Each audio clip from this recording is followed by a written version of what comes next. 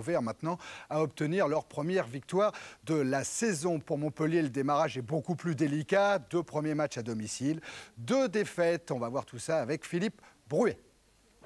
Pour tenter de décrocher au moins un point ce soir, Gérard Gilly a procédé à quelques retouches. Laurent Jaffo débute le match. Voici maintenant Bruno Alicart, un autre joueur formé à Montpellier, tout comme Jean-Christophe Rouvière, présent dès le coup d'envoi. Lefebvre, Carotti et Sanchez, qui avaient joué mardi contre Bordeaux, sont sur le banc.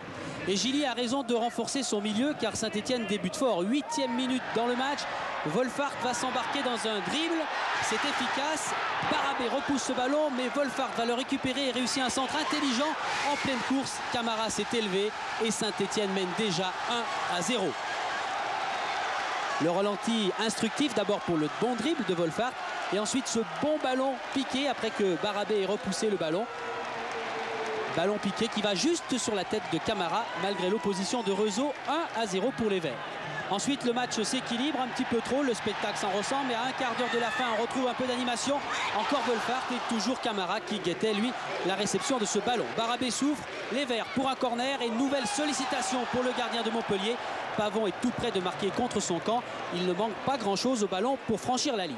Montpellier essaye de développer des mouvements, mais tout cela reste timoré. En revanche, quand Saint-Etienne accélère, vous l'avez vu, les occasions deviennent intéressantes. C'était Camara qui avait centré et Wolfhard sur le poteau. À la mi-temps, Saint-Etienne mène donc toujours 1-0. Dès la reprise, attention, belle occasion pour Montpellier sur un corner avec une tête de Loret et c'est Pérez qui sauve Robin Huck et Saint-Etienne. Des Stéphanois qui ne veulent pas laisser trop d'espace à Montpellier, ils pourraient retrouver le moral. Alors Saint-Etienne accélère encore. Camara pour Wolfhard.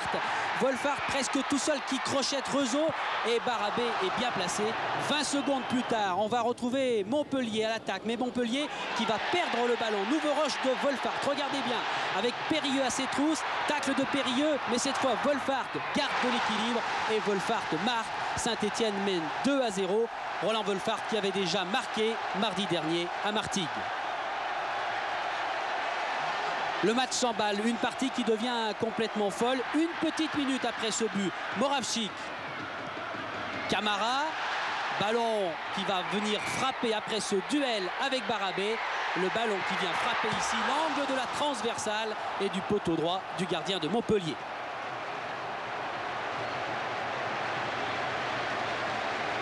On va souffler 10 minutes, mais 10 minutes seulement, car Saint-Etienne repart à l'assaut. Moravchik encore, avec un centre. Et à l'arrivée, Camara de volée, c'est superbe. 3-0 pour la S Saint-Etienne. Cette fois, c'est sûr. La défense, le gardien et toute l'équipe de Montpellier est KO debout. Montpellier qui subit la loi des Verts. Tête de Wierzewski. Wolfhard à l'arrivée qui lobe encore une fois Barabé. Encore un but pour Saint-Etienne. 4-0. Les Stéphanois, après 2 matchs nuls, ont pris un bon élan ce soir. Pour Montpellier, en revanche, c'est déjà très préoccupant. Thierry, c'est le moins que l'on puisse dire. 3 matchs, 0 points, 0 but.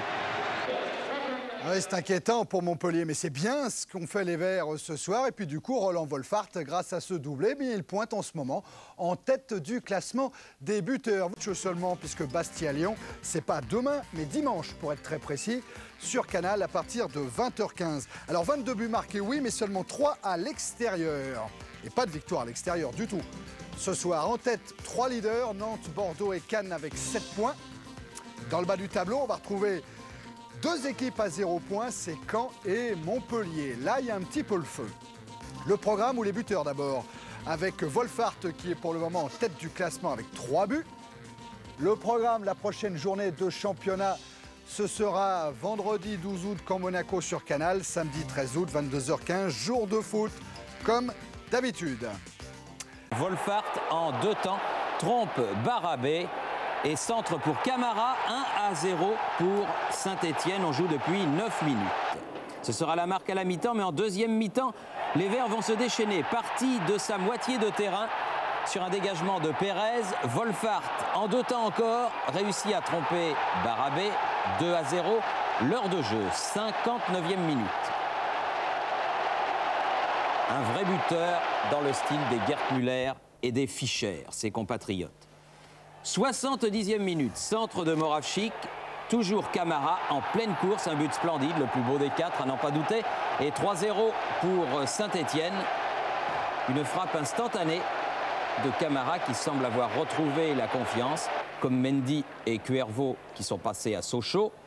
Et 8 minutes plus tard, sur un centre de Camara, Swierdzinski une première tête, Wolfhard une deuxième et 4-0.